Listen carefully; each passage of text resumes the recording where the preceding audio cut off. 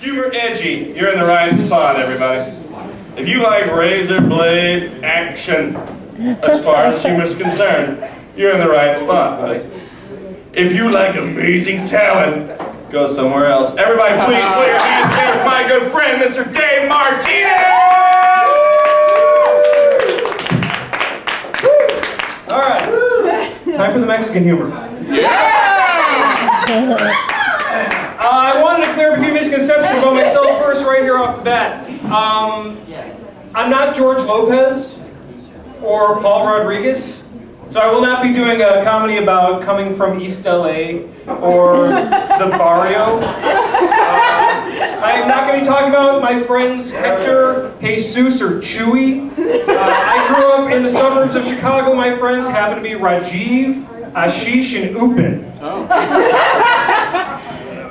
I used to think that I was discriminated against because of my ethnicity, but upon further review, it may have been a little bit because I used to walk around wearing really ripped up jeans and flannel shirts and had really long hair and wore an old Air Force jackets. And that probably explains the looks that I got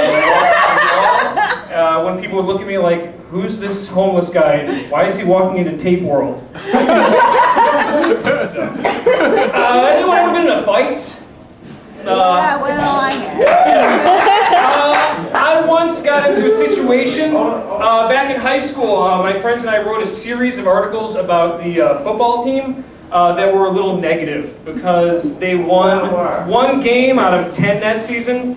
So that's kind of why I went negative. They didn't like that. So I had 5 football players corner me in the locker room, threatening to kick my ass. But I wasn't afraid because I was positive that they were not going to kick my ass. I was certain of it because I was wearing a Speedo and a towel. And I was certain that they were not going to kick the half-naked man's ass. I was wrong. Anyone ever go to college? Yeah! I went to college. 5.5 years of college. Community college. I took a lot of classes, including an African American history class. Awesome. Yes. I didn't pass.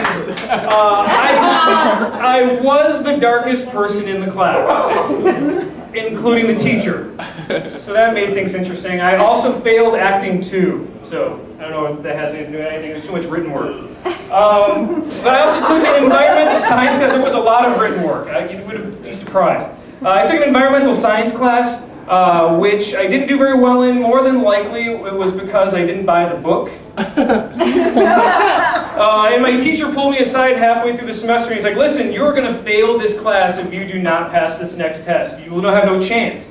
So I went home that night and I studied, and I'm like, I'm going to pass this test. I'm going to make a change. And I came into class the next day in an 1.5 hour test, and I sit down, and I could not answer a single question on this test. And I had to sit there, and to make matters worse, I also had to go up to the teacher's desk and identify 3 cans of dirt, which I couldn't do because I didn't have the book. So I sit back down and I sit there for this whole 1.5 hours. A few people turn in their tests, and finally I go in there, and the only thing written on my test besides my name is, I'm sorry.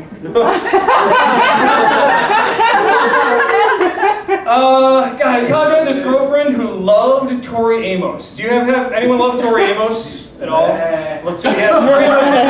She loved Tori Amos. She would sing and play piano, sounding exactly like Tori Amos. She would sing these songs to me all the time. I hate Tori Amos.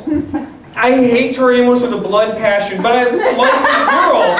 So I listen to her sing all the time, and because that's what guys do. I even told her one of those songs that she sang was my favorite song, and she would sing that to me every day. We broke up after a while, and I ran into her at a party, and we were talking, and I admitted to her that I admitted to her that I did not like Tori Amos and her singing Tori Amos to me, and we laughed about it. It was really funny, and she felt that she had to admit to me that while we were dating, she slept with a woman. So I guess we're even. That's my time, ladies and gentlemen. Have a good time.